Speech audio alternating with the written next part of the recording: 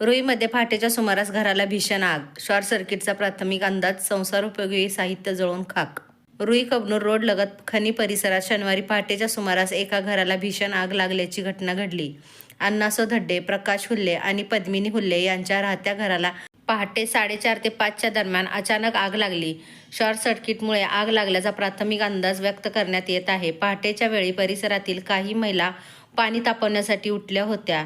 त्यावेळी घराच्या दिशेने शॉर्ट सर्किट सदृश्य आवाज ऐकू आला. बाहेर पाहिले असता घरातून मोठ्या प्रमाणात धूर आणि आगीच्या ज्वाळा दिसून आल्या.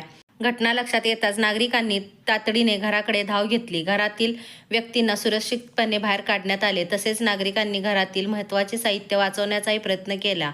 मात्र जुने कौलारू घर आणि मोठ्या प्रमाणात असलेली लाकडी बांधकाम यामुळे आगीने काही क्षणातच रौद्र रूप धारण केले. त्यामुळे घरातील मोठ्या प्रमाणातील संसारोपयोगी साहित्य आगीत जळून खाक झाले. दरम्यान घटनेची माहिती मिळताच इचलकरंजी शहरातील अग्निशामक दलाची गाडी घटनास्थळी दाखल झाली. त्यानंतर हुपरीहून कल्लाप्पा आवाडे जवाहर सहकारी साखर कारखान्याचे अग्निशमन वाहनही रुई येथे दाखल झाले.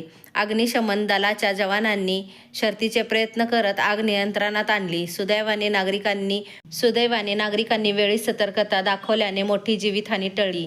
या आगीत घराचे आणि संसारोपयोगी साहित्याचे मोठ्या प्रमाणात नुकसान झाले आहे. कष्टकरी कुटुंबावर अचानक आलेल्या या संकटामुळे परिसरात हळहळ व्यक्त होत आहे. घटनेनंतर शेजारी, नातेवाईक आणि ग्रामस्थांनी कुटुंबियांना धीर देत मदतीचा हात पुढे केला आहे.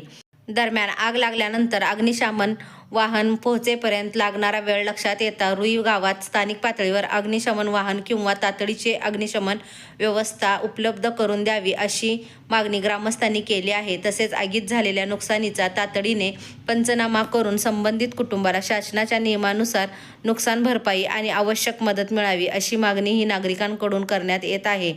पहाटेच्या वेळी घडलेल्या या दुर्घटनेत मोठी जीवितहानी टळली असली तरी एका कुटुंबाचा संसार आगीच्या भक्ष्यस्थानी पडल्याने रुई परिसरात हळहळ व्यक्त होत आहे. अधिक माहितीसाठी पाहत राहा सत्यस्पर्श न्यूज.